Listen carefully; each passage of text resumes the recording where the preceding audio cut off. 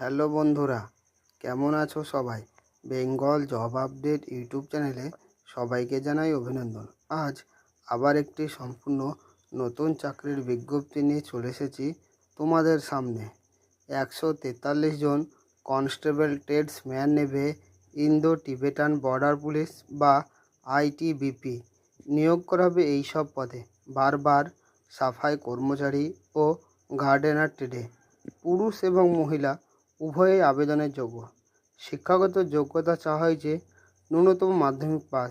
সেই সঙ্গে গার্ডেনার ট্রেডের ক্ষেত্রে সংশ্লিষ্ট কাজে 2 বছরের অভিজ্ঞতা অথবা সংশ্লিষ্ট ট্রেডে আইটিআই সার্টিফিকেট পাস এবং 1 বছরের অভিজ্ঞতা থাকতে হবে।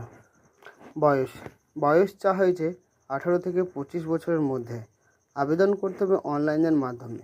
আমি আমার ইউটিউব চ্যানেলের ডেসক্রিপশন বক্সে অনলাইন আবেদন করার লিঙ্কটি দিয়ে রাখবো, সেখান থেকেও আবেদন করতে পারেন। আর আবেদন করার শেষ ডেট হচ্ছে ইংরেজি 26শে আগস্ট 2024।